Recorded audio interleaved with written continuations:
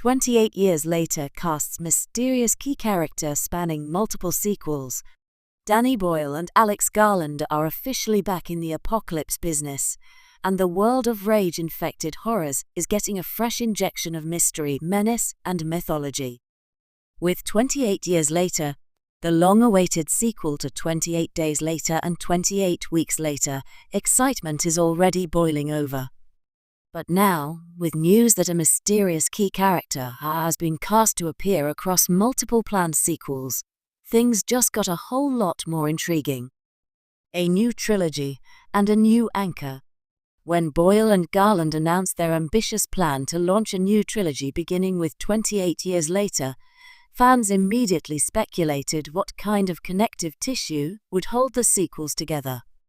Would it be the return of Cillian Murphy's Jim? A continuation of the government's catastrophic response? Or something even darker? Turns out, it's something stranger still. According to insiders close to the production, 28 years later will introduce a brand new character, shrouded in secrecy, who will not only serve as a central figure in the upcoming film, but will also become the linchpin across the next two sequels. What makes this development even more tantalizing is the identity of the actor cast in the role. Breakout British-Nigerian star P. Driss, known for his commanding performances in Gangs of London and His House, has been tapped to portray the enigmatic survivor whose past, and possibly future, could be the key to the franchise's evolution. A character built in the shadows. Details about Driss's character are tightly under wraps, but sources describe him as a wandering myth, a man who has survived multiple outbreaks and may hold a crucial understanding of how the rage virus has mutated over the decades. He's said to have lived through the collapse of Britain and beyond, suggesting 28 years later may finally give us a look at how the virus spread globally, or if it ever truly did. Some insiders even suggest the character might not be entirely reliable or entirely sane. One producer teased he could be a prophet, or a madman, or both. In a franchise where characters rarely survive more than a film, introducing a mysterious survivor to span all three parts is a bold move.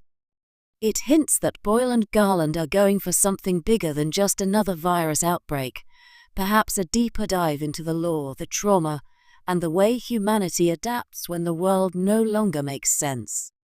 Echoes of the past, eyes on the future. Driss's casting also raises fascinating questions about continuity. While Cillian Murphy is rumored to make a small appearance in 28 years later, his character, Jim, is not expected to return as the primary protagonist. Instead, the new trilogy seems poised to explore different corners of the post-apocalyptic world, with Driss's character appearing across various settings, from derelict cities to quarantine zones and underground survivor enclaves. This approach mirrors the structure of modern horror franchises like The Conjuring universe or A Quiet Place, where a recurring thread ties different stories together. Except here, the recurring thread isn't supernatural. It's a man with a scarred past and maybe too much knowledge about how the world went mad. What makes him so important? Fans have already begun theorizing about what makes Driss's character so essential. Is he immune to the virus? Was he involved in its creation? Could he be carrying a strain of the virus that evolved within him, making him a walking key to the cure or the next stage of infection? There's even buzz about him being involved with a covert global response team, trying to contain or perhaps exploit the virus. Or maybe, in a cruel twist of fate, he's the harbinger of a new kind of rage, a version that doesn't burn out in 20 seconds, but lingers, mutates, and spreads silently.